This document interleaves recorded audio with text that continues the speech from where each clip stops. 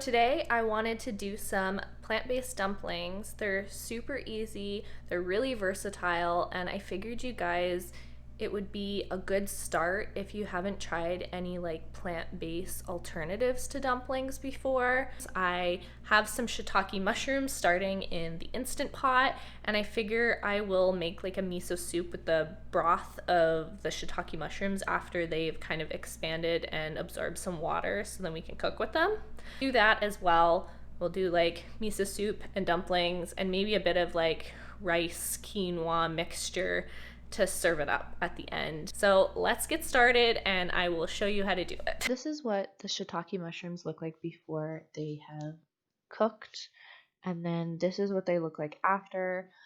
The broth that's left over, I'm going to save that for a bit of miso soup, so we'll just stay tuned for the miso soup I'm cooking as well. I just picked some fresh parsley from the garden. I've got a little bit of kale there. Ooh, focus. Okay, there we go. We got a bit of purple kale, some mustard greens, two types of mustard greens. I'll show you the mustard green patch. I'm thinking I'll pick some of the red mustard greens as well, these guys. I keep saying that I love mustard greens and things, but it's because we have so many.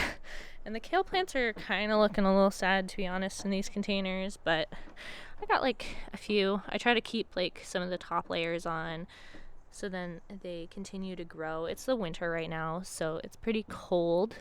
They don't grow as fast in the winter, so we can't pluck too many. Yeah, I think I'll pick some of the red ones and then we'll go back in. It's cold and I don't have a coat on. Okay, I'll grab one. We'll grab two. There we go, look at those. Ugh, I just love fresh veg. Okay, let's go inside.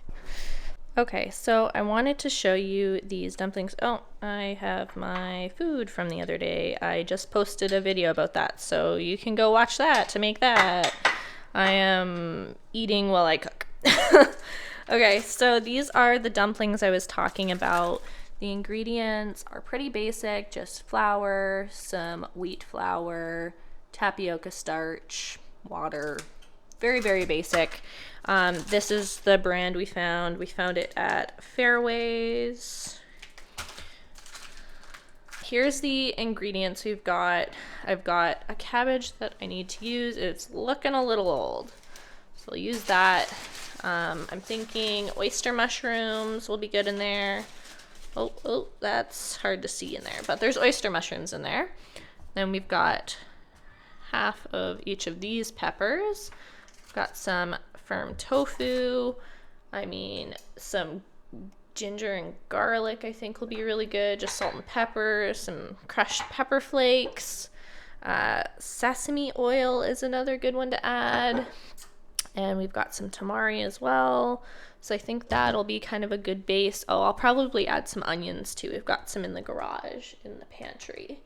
We'll just start cutting up the food and then I will show you as it's kind of cooking in the pan right here. So I'm just going to use my cast iron pan to cook it all. What are you doing? Oh my goodness. I think you're the only kid that eats raw peppers like this, right? He'll eat them straight from the fridge. Like I'll find bites in our peppers in the fridge. Like this is why these ones are cut in half, because he took bites out of the other halves of them. Didn't ya? What are you doing? Okay, let me cut it. Okay. Clean ice. This one's a clean knife. I just cleaned it for this. Here, let me cut the bottom part off. There you go. Pepper. There you go. Come on. Get out of here. I gotta finish this. Okay. So I start out with a little bit of sesame oil in the pan. This is one we use. And then I set it to about medium 6-ish. And so we're just going to heat the cast iron skillet up, and then we'll throw the onions that I chopped light over there. Yeah, I've got the onions chopped, and I'm gonna chop up some ginger and garlic because that's normally how I start out the recipes. You want to get that kind of caramelization, translucent onions before you start cooking the other veggies in there. I wanted to show you this all chopped up, and then what I do a lot of the time with the ginger scraps is I either use them over here, I will save that in the freezer for vegetable broth, or I will take like a tea steeper and put it in here and then pour a little bit of hot water in a cup and put this in it. I just like the taste of ginger, and it makes kind of like a spicy homemade tea. Sometimes I'll throw some like peppermint leaves in there, maybe like a little bit of agave to sweeten it, or maple syrup, and it tastes really good. I love the taste of ginger. Okay, so we've got the peppers in here. I'm just gonna stir that around. I will cut up the cabbage, I think now. I will cut up the cabbage now. I already cut up. Do I need what? Oh, the enoki mushrooms? No. I mean, we could use the enoki mushrooms in the dumplings. What do you think? No, I don't like them. No, you don't think so for these ones? We're just going to use the oyster mushrooms, and I've got the shiitake already done in the Instant Pot. I kind of cut up a little too much cabbage, so I took, well, my husband got the wok out, and I'm going to transfer this into this after it heats up, because that ain't going to fit in there.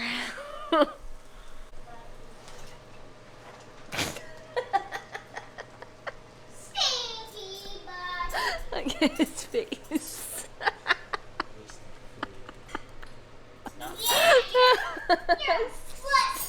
He always gets so annoyed when I spill food all over the place. I wanted to explain this. I've kind of boiled this down a bit. I'm going to add little batches into my Vitamix here and just blend it up. And then I'm going to transfer the blended stuff into the pan.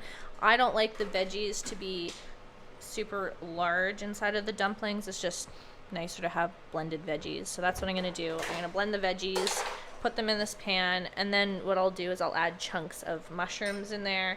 There's a little bit of the oyster mushrooms in this, but I'm going to add diced shiitake. I like little chunks of the diced shiitake in the dumplings. I decided I wanted to add some hoisin sauce this time too. I feel like it's going to add like a nice sweetness to the inside of the dumplings. Make sure that when you're buying hoisin sauce that you make sure it's actually vegan. A lot of them contain fish sauce in them, so just double check.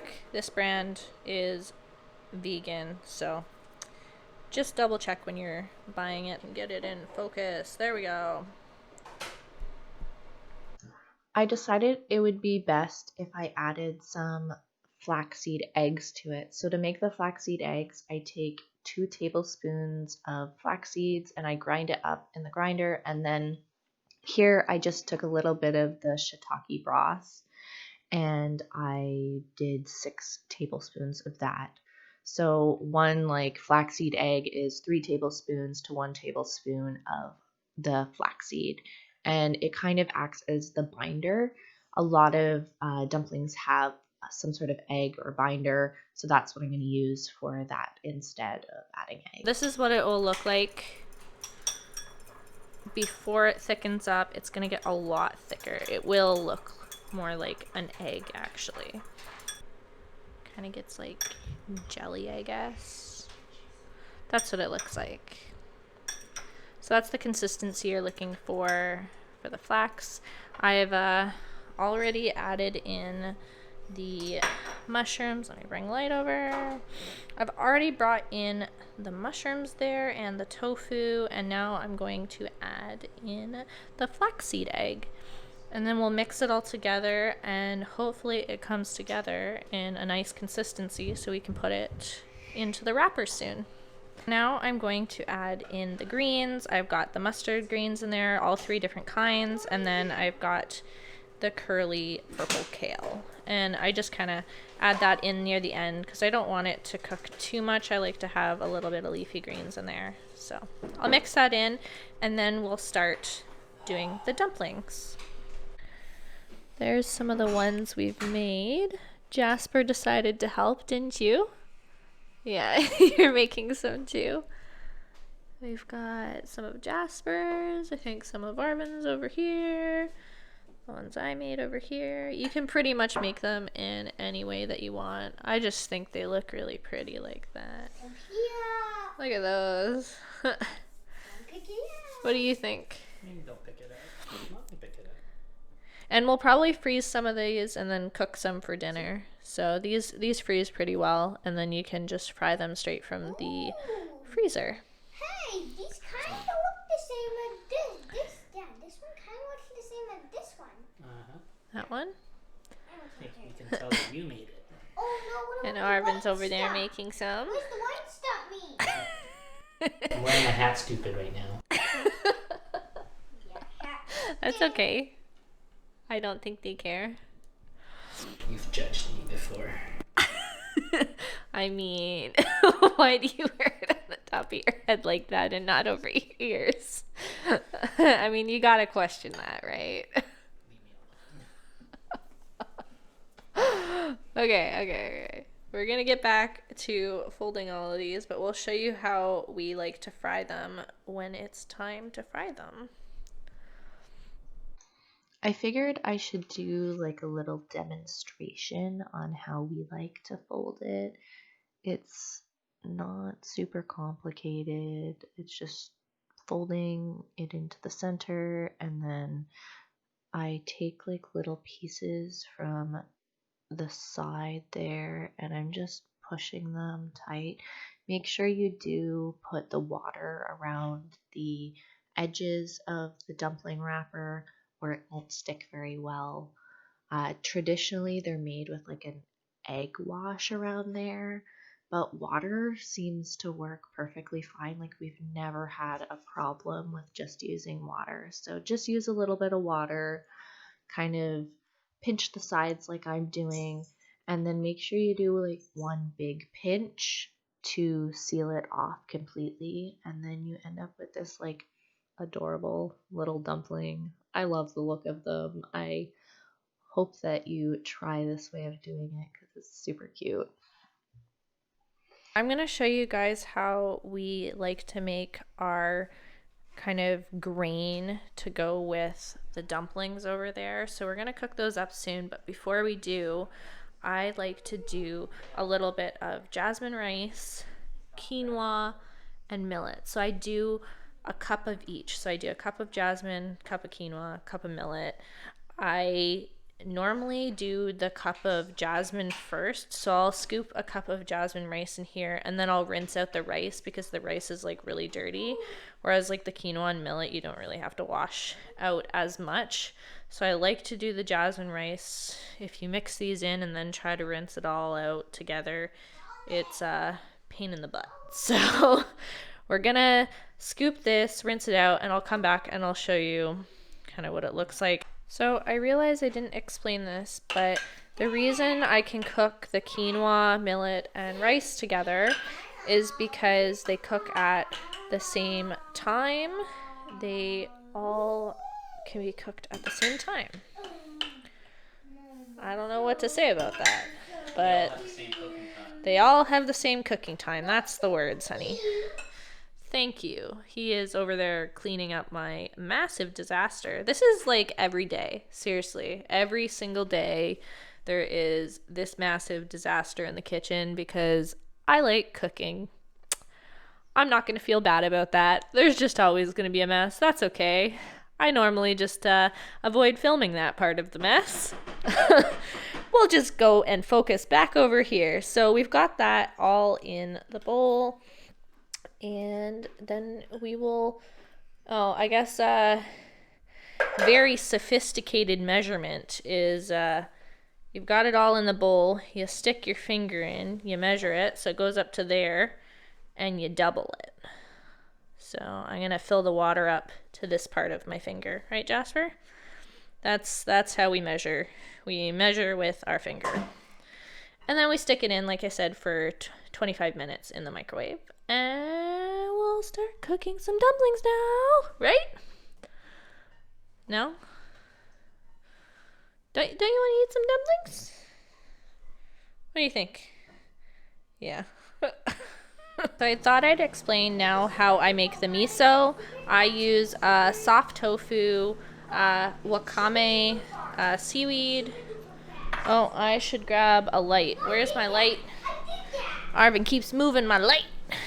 And then I have shiro miso, which is like a white miso. And then I use tamari. You can use soy sauce as well. And then over here, we're using the shiitake mushroom broth from earlier, from when I did the Instant Pot ones. And so I've got some water boiling now. I can actually put the water into here.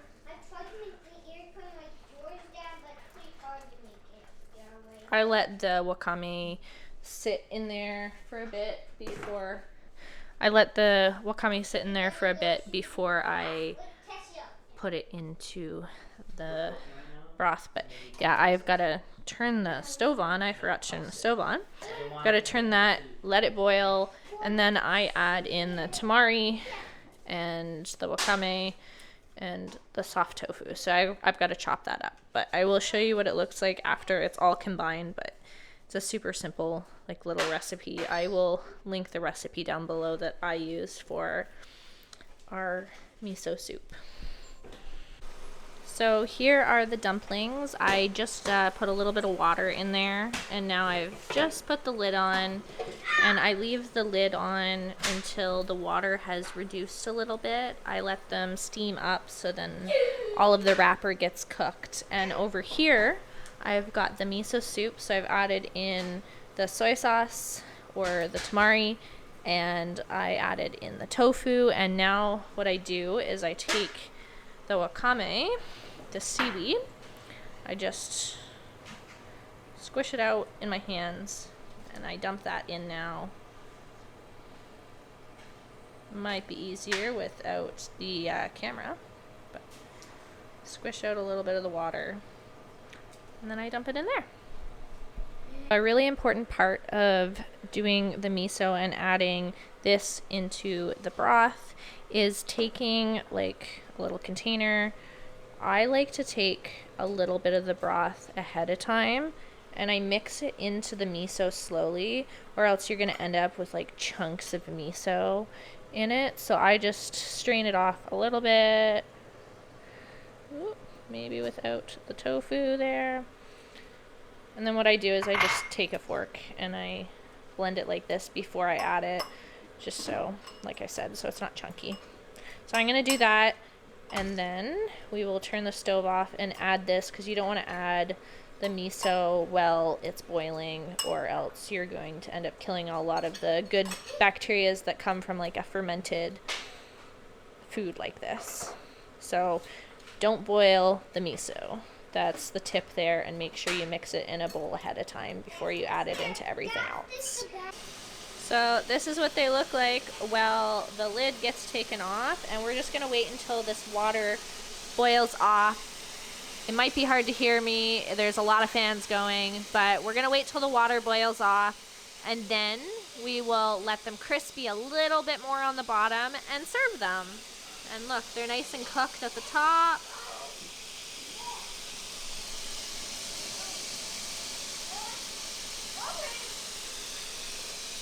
Okay, so I just took the rice out.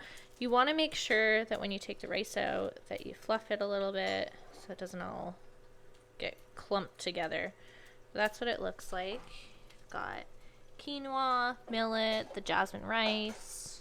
Here's a little bonus for you guys at the end for a dipping sauce. So I really enjoy mixing a bit of white vinegar, sesame oil, tamari, and then we have these left over from like instant noodle packages, so it's just like a chili sauce. You could just also use like a sriracha or something, but you just mix these together. It's mostly based of vinegar, then you add a little bit of sesame, a little bit of tamari, and this, mix it to your liking. Sometimes I put garlic in it too, or a little bit of ginger, but I'm just gonna make it super simple because we've got food over here and I am hungry. It turned out so good. I almost forgot to get a video of the miso soup, so I took that out of the pot after I was cooking. And we're all having a little bit of miso soup with our dinner. What do you guys think? What's the verdict? Yeah, we got a thumbs up over there. What about you, Arvin? Have you tried any? Just want to eat. Okay. I haven't tried any yet, but this is normally good, and we'll see how our recipe turned out. We will post this if it's good. I wanted to say thanks for watching.